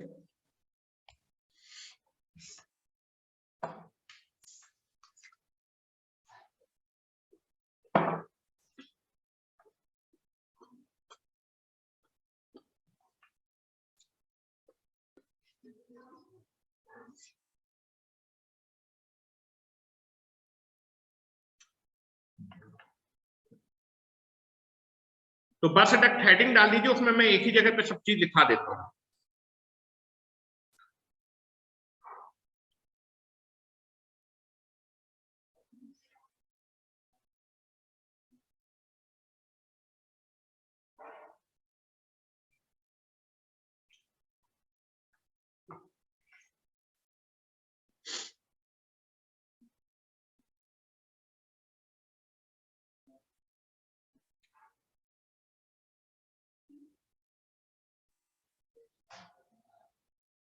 चलो, तो यहां पर हेडिंग डाल लीजिए बस duct.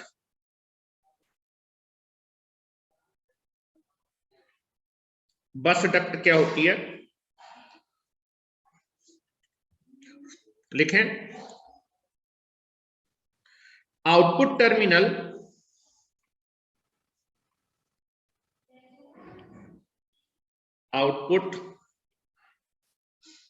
terminals of generator are known as bus duct,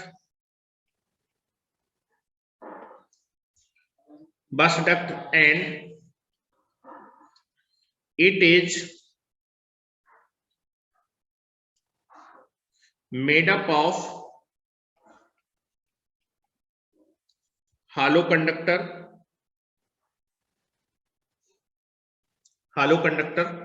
so that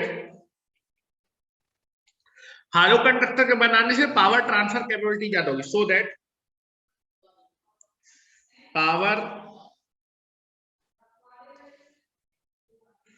that the power transfer capability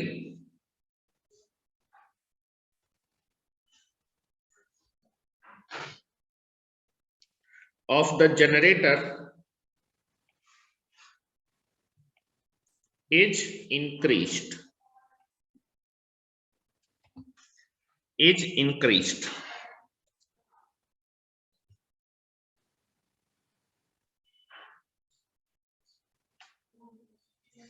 तो एक चीज हुआ कि हालो कंडक्टर का क्या बना होता है, हालो कंडक्टर का जनरली हम कहां यूज करते हैं, बस डक्ट को बनाने के लिए। एक और चीज में यूज करते हैं हालो कंडक्टर को, बस बार को बनाने के लिए। What do you mean by the bus bar? बस बार भी मैं आपको बता देता हूं क्या होती है।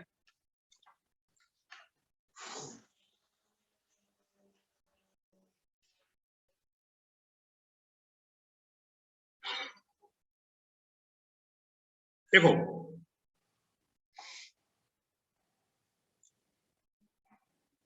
हो गया, चलो तो यहां मैं पहले फिगर को कंप्लीट कर देता हूं।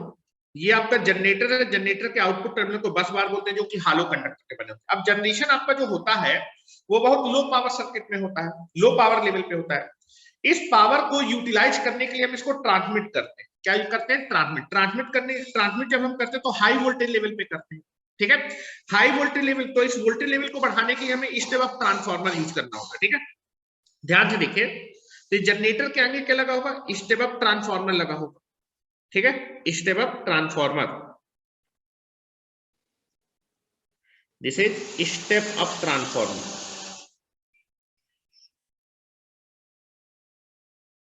Step up transformer.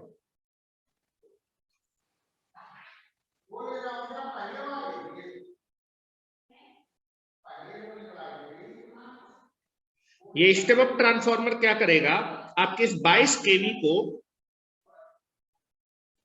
मान लो 220 केवीए में स्टेप अप कर देगा, 220 केवीए पे स्टेप अप कर रहा हूं, हाई वोल्टेज पे कन्वर्ट कर देगा।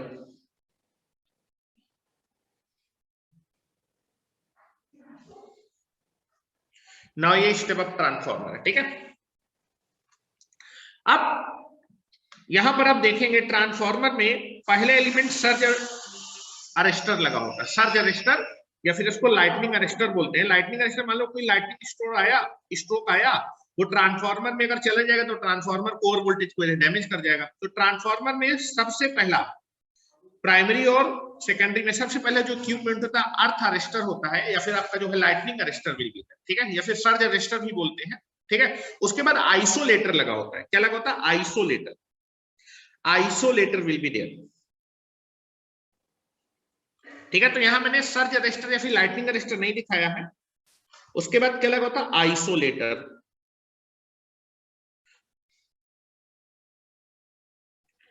आइसोलेटर, आइसोलेटर लगा होता है। ये जो आइसोलेटर होता है वो किस कंडक्टर का बना होता है? हालो कंडक्टर का बना होता है, ठीक है। क्योंकि बेटा आप देखेंगे कि जनरली क्या होता है, जैसे मान लीजिए यहां पर क्या होता है कि मान लीजिए कोई इक्विपमेंट लगा है, उस इक्विपमेंट को हटाना है, तो सबसे पहले हम आइसोलेटर्स को ओपन करते हैं, और फिर उसके बाद हम लोग, जैसे मान लो हमें सर्किट ब्रेकर लगा है, सर्किट ब्रेकर में कोई दिक्कत आ गई तो हम क्या करेंगे? सर्किट ब्रेकर को मेंटेनेंस के लिए ले जाएंगे, आइसोलेटर को ओपन करके, फिर उसको हम लोग उसके कॉन्टैक्ट को क्लोज कर देंगे, फिर बाद में हम आइसोलेटर को क्या करते हैं? कनेक्ट करते हैं, ठीक है। ओपनिंग इसकी सबसे पहले होती है और क्लोजिंग सबसे बाद में होती है आइसोलेटर्स की, ठीक है। उसके आगे हम क्या लगाते हैं? मान लो सर्किट ब्रेकर लगा है। सर्किट ब्रेकर में क्या होता है कि आपका जो है प्रोटेक्ट, सर्किट ब्रेकर की प्रोटेक्शन के लिए सीटी और पीटी लगाते हैं। सीटी आपका जो है क्या करता है? करंट को मेजर करता है जो सर्किट ब्रेकर से जाता है, ओवर करंट ना फ्लो कर पाए। और दैट इज आपका जो पीटी होता है वो पोटेंशियल को क्या करता है? मेजर करता है, ठीक है। तो दैट इज, उसके बाद हम क्या करते हैं? सर्किट ब्रेकर के आगे और पीछे सीटी लगे होते हैं, ठीक है। नाउ यहां मैंने बनाया दैट इज आपका सर्किट ब्रेकर।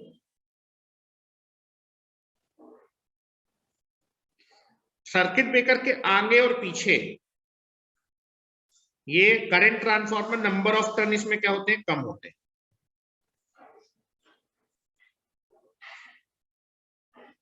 ठीक, फिर आगे फिर से एक आइसोलेटर लगा होगा। जब पढ़ेंगे आपका प्रोटेक्शन तो मैं आपको एक लेआउट डायग्राम भी दिखाऊंगा। आगे मेरे पास जगह नहीं है। This is again isolator, this is CT, this is again isolator.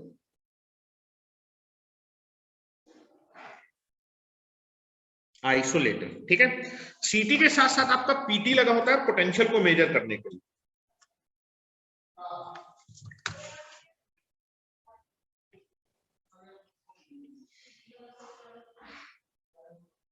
This is PT, potential transformer. This is PT, ठीक है। तो मैंने बोला कि जो सर्किट ब्रेकर होगा उसके जो कॉन्टेक्ट्स होंगे या फिर उसके जो पोल्स होंगे वो आपके किसके बने होते हैं, सॉलिड कंडक्टर के बने होते हैं। सीटी के और पीटी के जो टर्मिनल्स होंगे वो भी किसके बने होंगे, आपके सॉलिड कंडक्टर के। सॉलिड कंडक्टर हो चुका है।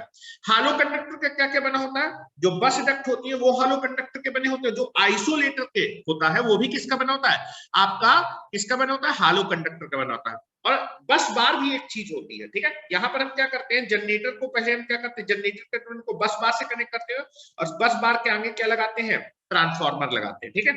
अब बस बार क्या होता है, दो डिफरेंट पावर सिस्टम, दो डिफरेंट वोल्टेज लेवल के पावर सिस्टम को हम बस बार के थ्रू कनेक्ट करते हैं। मैं बना रहा हूं, पहले इसको बनाइए, इस फिगर को कंप्लीट करिए। ये हो गया पीटी पोटेंशियल ट्रांसफार्मर, ये हो गया सीटी, ये हो गया सर्किट ब्रेकर। इनके जो कॉन्टेक्ट्स होंगे या फिर टर्मिनल होंगे वो सॉलिड कंडक्टर के बने होंगे। आइसोलेटर और बस डक्ट और बस बार जो होती है वो आपके हालो कंडक्टर का बना होता है।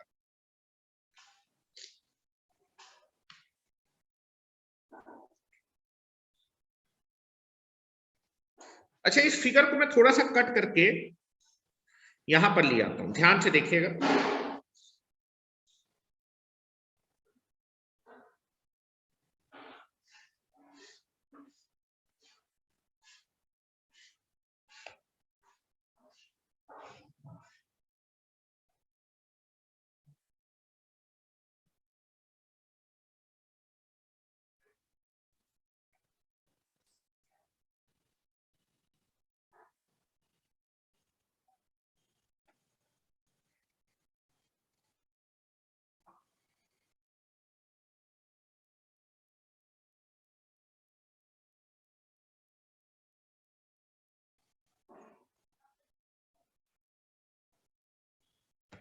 हेलो, यहां पर ध्यान से देखिए, यहां पर ध्यान से देखिए, ये स्टेप अप ट्रांसफार्मर है, यहां पर आइसोलेटर सर्किट ब्रेकर, इसके आगे ट्रांसमिशन लाइन होगी। इसके आगे कौन सी लाइन होगी, अब आगे क्या करेंगे, ट्रांसमिशन करेंगे। आगे कौन सी लाइन है बेटा, this is the transmission line. आगे हम लोग क्या कर रहे हैं, आगे कौन सी लाइन है, ट्रांसमिशन लाइन, ठीक है।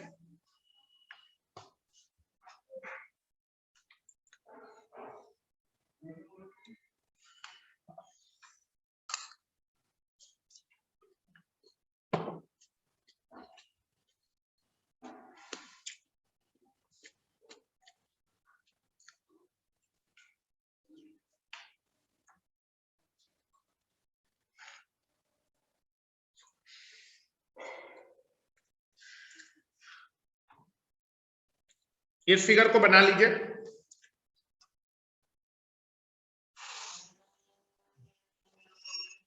चलिए, बना लिया, चलिए आ जाइए आगे। आगे बात करते हैं बस बार। व्हाट इज द बस बार, दो डिफरेंट वोल्टेज लेवल के पावर सिस्टम को जब हम कनेक्ट करते हैं, जैसे मैं आपको बताना चाहूंगा,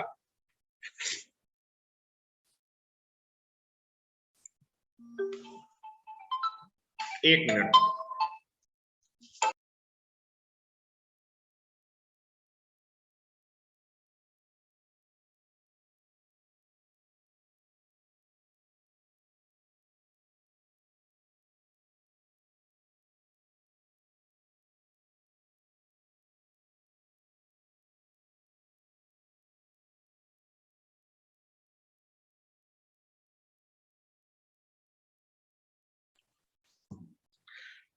ठीक है, ये प्रोटेक्शन के लिए लगाते हैं, सीटी और पीटी प्रोटेक्शन के लिए लगाते हैं। ये करंट को मेजर करता है, मान लीजिए फॉल्ट अकर हो गई तो ओवर करंट फ्लो करेगा, तो सीटी डिटेक्ट करेगा, रिले को सिग्नल भेजेगा, रिले सर्किट ब्रेकर के कांटेक्ट को क्या कर देंगे, ओपन। ये आपके सेंसर के तौर पे काम करते हैं। सीटी और पीटी जो होते हैं, कभी भी अगर ओवर वोल्टेज सिस्टम में आता है तो पीटी मेजर करता है, और कभी भी ओवर करंट आता है तो आपका जो है सीटी मेजर करता है। और ये अगर ओवर करंट या फिर ओवर वोल्टेज आएंगे तो ये आपके जो है सिग्नल को किसको भेजेंगे, रिले को। रिले जो है क्या करेगा, सर्किट ब्रेकर के कॉन्टेक्ट को ओपन कर देगा। ठीक है, इसलिए लगाते हैं। We will discuss in the, अभी आपको जो है जो प्रोटेक्शन के वीडियो पढ़े उसमें एक बार देख लीजिएगा तो आपको थोड़ा बहुत समझ में आ जाएगा। ठीक है, बात करते हैं बस बार। बस बार एक इक्विपमेंट होता है, बस बार। ठीक है, बस बार क्या होता है, एक कंडक्टर होता है,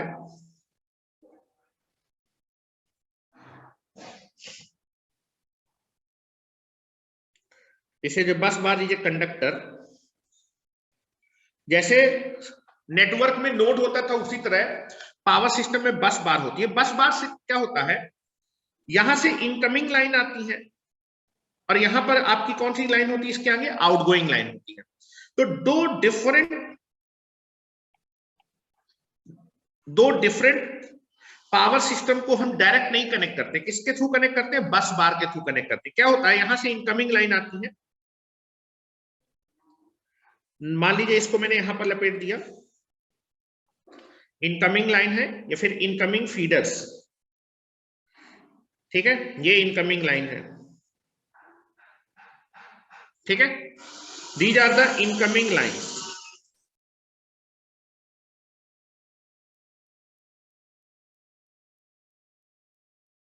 ठीक है, दीज आर इनकमिंग लाइन्स। यहां पर इसको राउंड राउंड करके लगा देते हैं, या फिर कई बार क्या होता है कि ये कंडक्टर डैमेज ना हो जाए तो हम इस बस बार में होल करते हैं, होल करके इसको यहाँ पर क्या करते हैं, कनेक्ट कर दें इनकमिंग लाइन। अब यहां से हमें आउटपुट लाइन भी भेजनी है, 3 फेज लाइन आ रही है और आउटपुट लाइन लेनी है, तो now output line is connected like this.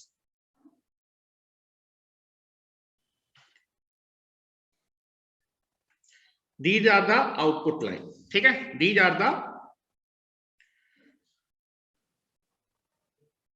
Output lines, या फिर आप बोल सकते हैं इनकमिंग फीडर है या आउटगोइंग फीडर है।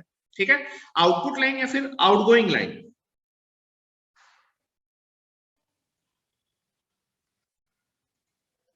ठीक है, तो नॉर्मली क्या होता है कि इनकमिंग और आउटगोइंग लाइन को डायरेक्टली कनेक्ट नहीं करते हैं, जनरली हम उसको किसके थ्रू कनेक्ट करते हैं, ये होता है बस बार।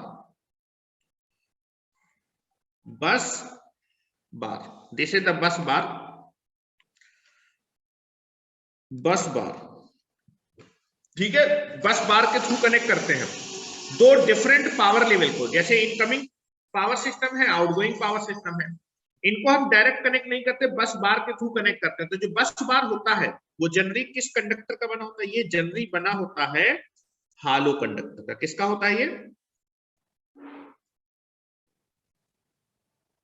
हालो कंडक्टर का होता है। ठीक है, तो जनरली हालो कंडक्टर जो होता है वो कॉपर का ही बना होता है, और इसका यूज कहां कहां करते हैं, बस डक्ट को बनाने में, आइसोलेटर्स को बनाने में, और आपके बस बार को बनाने के लिए जनरली ये यूज किया जाता है।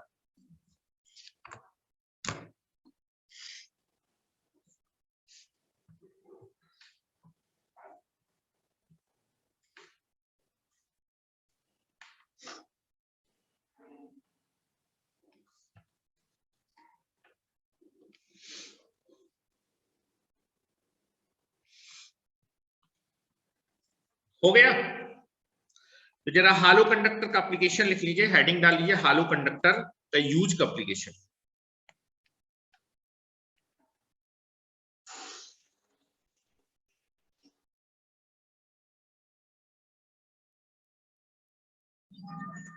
पहला चीज क्लियर होनी चाहिए कि जो हालो कंडक्टर है it is made of, it is made up of copper material. ये कॉपर मटेरियल का बना होता है, और ये जनरली यूज किया जाता है बनाने के लिए। It is generally use for making, it is generally used for making of bus duct, comma isolator and bus bar etcetera. ये कुछ एग्जाम्पल है कि हालो कंडक्टर जनरली क्या क्या बनाने के लिए यूज किया जाता है।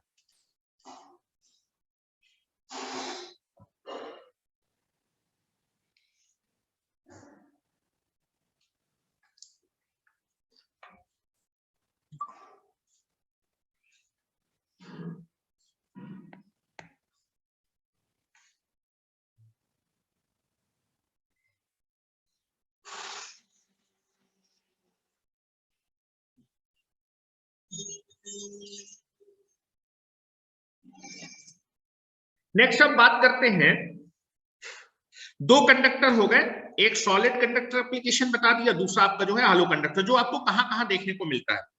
तीसरा अगर हम बात करें, तीन आपके कंडक्टर होंगे, एक होगा आपके पास that is stranded conductor,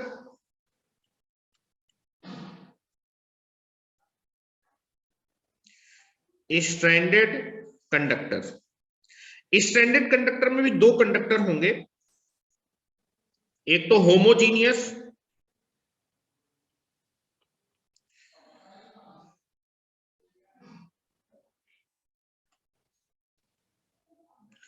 stranded conductor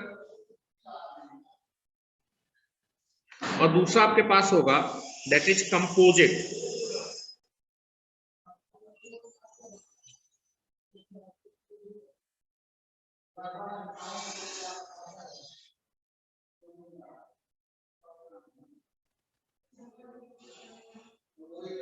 conductor. Generally जो है, और तीसरा कंडक्टर आपके पास होगा बंडल्ड कंडक्टर।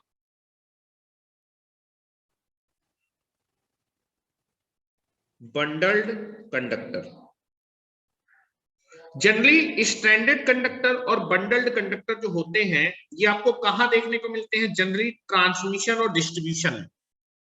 ट्रांसमिशन और डिस्ट्रीब्यूशन में आपको बंडल्ड, कंपोजिट और that is homogeneous standard conductor देखने को मिलेंगे। और जनरली ये कंडक्टर आपके क्या होते हैं बेटा? जनरली ये कंडक्टर एल्यूमिनियम के बनाए जाते हैं। ट्रांसमिशन और डिस्ट्रीब्यूशन में जो कंडक्टर आपको देखने को मिलेंगे ट्रांसमिशन और डिस्ट्रीब्यूशन करने के लिए, वो एल्यूमिनियम के। आपके घर के बाहर आप देखेंगे डिस्ट्रीब्यूशन में एल्यूमिनियम का कंडक्टर होता है। आपके शहर के बाहर जो ट्रांसमिशन हो रहा होगा टावर से, उसमें भी आपका एल्यूमिनियम का कंडक्टर ही लगाया जाता है। अब जनरली ट्रांसमिशन में जो हम एल्यूमिनियम का कंडक्टर लेते हैं, जनरली वो आपका या तो कंपोजिट कंडक्टर होता है, और ज्यादा पावर ट्रांसफर को करना होता है तो बंडल्ड कर देते हैं। ठीक है, जनरली कंपोजिट की जो टेंसाइल स्ट्रेंथ है फिर मैकेनिकल स्ट्रेंथ इससे ज्यादा होती है। ठीक है, इसमें एक ही जैसे एक ही टाइप का कंडक्टर होगा। ठीक है, होमोजीनियस में एल्यूमिनियम एल्यूमिनियम का बना होगा या फिर एल्यूमिनियम के एलॉय का बना होगा, लेकिन इसमें मैकेनिकल स्ट्रेंथ या फिर टेंसाइल स्ट्रेंथ को बढ़ाने के लिए कोर में हम स्टील लगा देते हैं, तो इसकी टेंसाइल टांगने के समय ये टूटता नहीं है। और ज्यादा पावर को ट्रांसफर करना है तो बंडलिंग कर देते हैं। कई सारे एसीएसआर कंडक्टर को बंडलिंग कर देंगे, 2 की बंडलिंग कर देंगे हर फेज में, 3 की बंडलिंग कर देंगे हर फेज में, तो दैट इज बंडल कंडक्टर। तो आप लिखेंगे जनरली स्टैंडर्ड और बंडल कंडक्टर आपको कहां देखने को मिलेगा? इसका एप्लीकेशन ट्रांसमिशन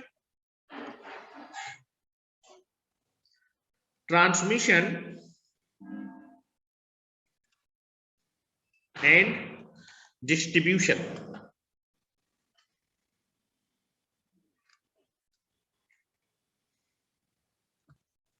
ट्रांसमिशन और डिस्ट्रीब्यूशन में देखने को मिलेगा। और ये कंडक्टर जनरली मेड बनाए जाते हैं, यहां लिख देता हूं, दीज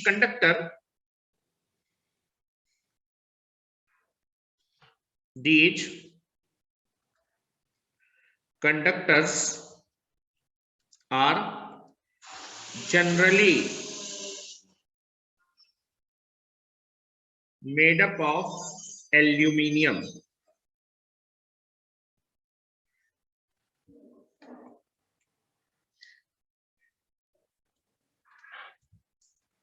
किसके बने होते हैं? एल्यूमिनियम के बने होते हैं।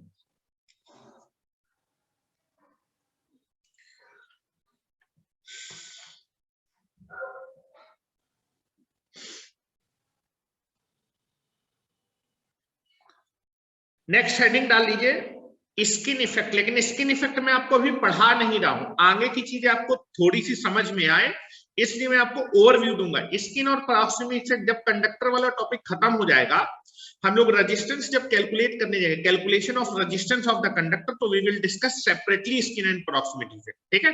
लेकिन ओवरव्यू दे दूंगा तो भी आपको समझ में आ जाएंगे। जब उसको बिल्कुल डिटेल में डिस्कस करेंगे कि स्किन इफेक्ट किस किस पैरामीटर में जनरली डिपेंड करता है, क्या चीजें है, वो हम लोग डिस्कस करेंगे, ठीक है। तो नेक्स्ट हेडिंग डाल दीजिए ओवरव्यू के लिए skin and proximity effect. Skin and proximity effect. तो पहले स्किन इफेक्ट हम लोग डिस्कस कर लेते हैं और फिर उसके बाद प्रॉक्सिमिटी इफेक्ट का कुछ बेसिक डिस्कस कर लेते हैं।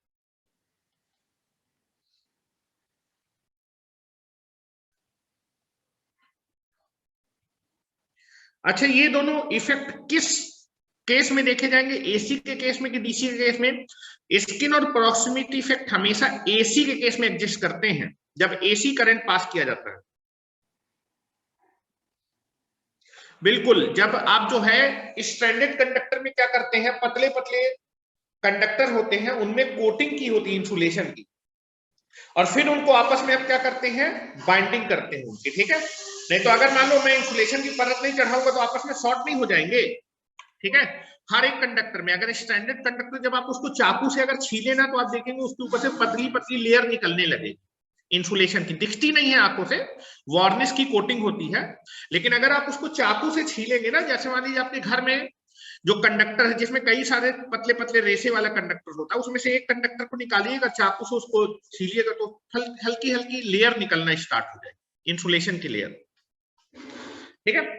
तो पहला चीज आपको यहाँ पर लिखना चाहिए कि जो है ये जो इफेक्ट होंगे, ये इफेक्ट हमेशा कब पिक्चर में आएंगे, जब एसी करंट को पास किया जाएगा कंडक्टर से। डीसी के केस में इफेक्ट आपको देखने को नहीं मिलेंगे। तो मैं लिख रहा हूं, these effect are come in the picture for AC.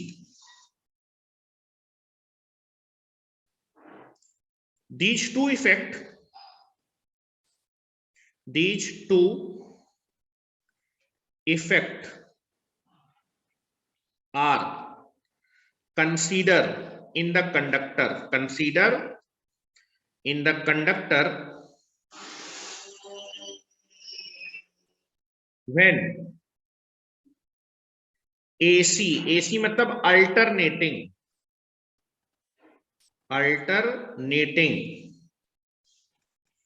current is pass through the conductor। जब एसी करंट कंडक्टर से पास किया जाएगा तब कंडक्टर में ये दोनों इफेक्ट देखे जाते हैं। In case of DC, in case of DC, no skin and proximity effect exists, no skin and proximity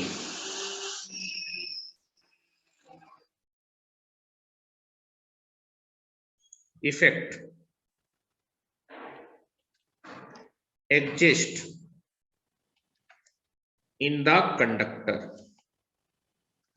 तो अब जो भी मैं आगे डिस्कशन करने वाला हूं उसमें आपको एसी करंट ही कंसीडर करना है, ठीक है। तो इसको कल करेंगे स्किन और प्रॉक्सिमिटी इफेक्ट। उसके बाद हम हमारा टॉपिक स्टार्ट हो जाएगा, सॉलिड कंडक्टर डिस्कस करेंगे, उसके क्या क्या एडवांटेज होते हैं, क्या क्या उसकी प्रॉपर्टी होती है, क्या क्या उसके डिसएडवांटेज होंगे, क्या एडवांटेज होंगे, डिस्कस। फिर हालो कंडक्टर, देन फिर composite conductor, standard conductor we will discuss, ठीक है। फिर मटेरियल के हिसाब से क्लासिफिकेशन हो जाएगा।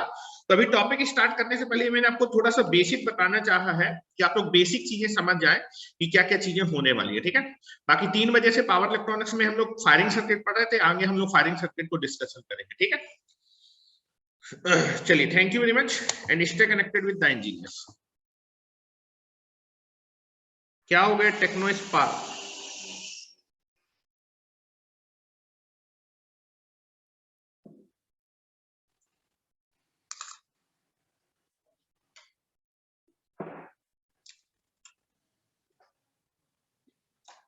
छोटा कर दें।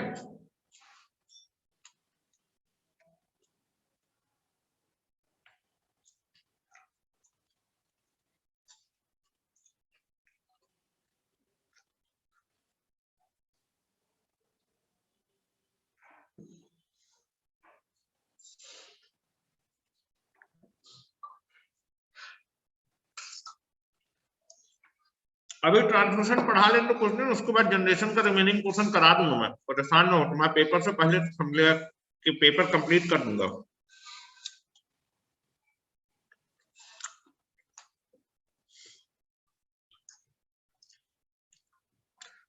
ऐसा नहीं कि 2 घंटे से खा रहे, पढ़ाते समय खा ही कहाँ है यार, 1-2 बार ही खाया है। तुम लोग यही देख रहे हो कि सर खा रहे हैं कुछ है। चलो, थैंक यू वेरी मच।